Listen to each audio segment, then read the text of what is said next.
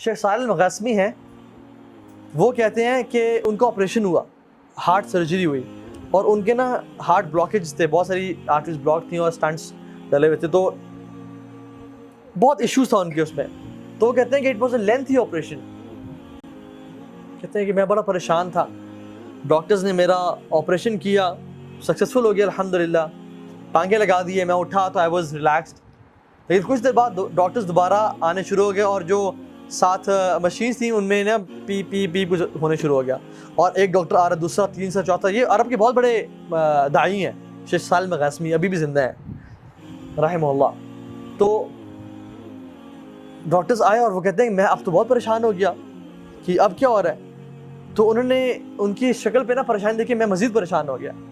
تو انہوں نے کہا کہ آپ کے جو بلاکیج تھے نا وہ سم تھنگ ہیپن کہ بہت زیادہ نا بلاک ہو گیا، and we have to reoperate you again. تو ہمیں دوبارہ کھول کے سرجری کرنی پڑے گی. کہتے ہیں کہ پہلی سرجری میں تو I was a but relax, لیکن اس دفعہ میں بہت پریشان ہو گیا.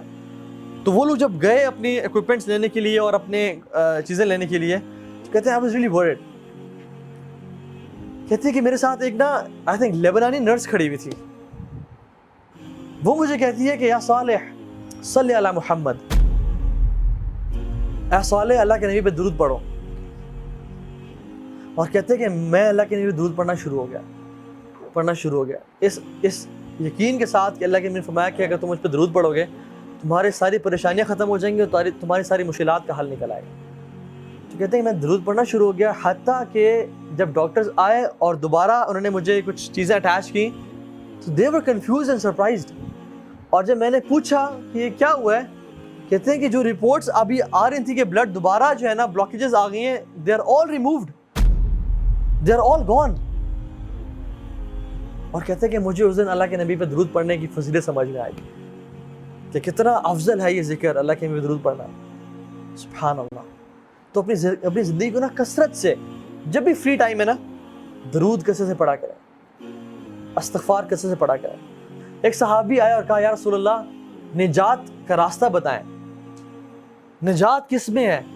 فرمایا لا یزال لسانک رطبا من ذکر اللہ، اپنی زبان کو اللہ کے ذکر سے تر رکھو، اس میں نجات ہے. اے عقبہ بن عامر، اپنی زبان کو اللہ کے ذکر سے تر رکھو. فرمایا طوبی لمن وجد فی صحیفتی استغفارا کثیرا، glad tidings to the one who found استغفار in his book with abundance. خوشخبری ہو اس بندے کو کہ جو قیامت کے دن آیا اور اس نے اپنے اعمال نامے میں کثرت سے استغفار کو دیکھا. سبحان اللہ. امام احمد بن حنبل سفر کر رہے تھے، بڑا فیمس واقعہ ہے. سفر کر رہے تھے، رات لیٹ ہو گئی، مسجد میں اجازت ہے کہ میں رات یہاں رہ لوں، تو انہوں نے کہا نہیں آپ یہاں رات نہیں رہ سکتے.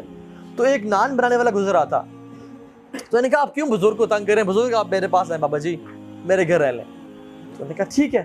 تو وہ جب گھر لے کے گیا تو وہ رات کو نان، وہ تو آٹا گوندتا تھا، آٹا گوند رہا اور کہتا ہے استغفر اللہ استغفر اللہ. امام احمد بن حنبل رحمہ اللہ بیٹھے ہوئے ہیں، کہتے ہیں آپ کو اس ذکر نے کبھی زندگی میں فائدہ بھی پہنچایا ہے؟ تو انہوں نے کہا آپ کو میں کیا بتاؤں. تو وہ اپنے پوچھ لیا ہے، پہلے میں غریب تھا، فقیر تھا، جب سے میں ذکر یہ کرنا شروع ہوا ہوں مال اتنا ہے کہ سنبھالا نہیں جاتا مجھ سے، اور ہر دعا میری اللہ رب العالمین نے قبول کی ہے. بس ایک دعا جو رہ گئی ہے.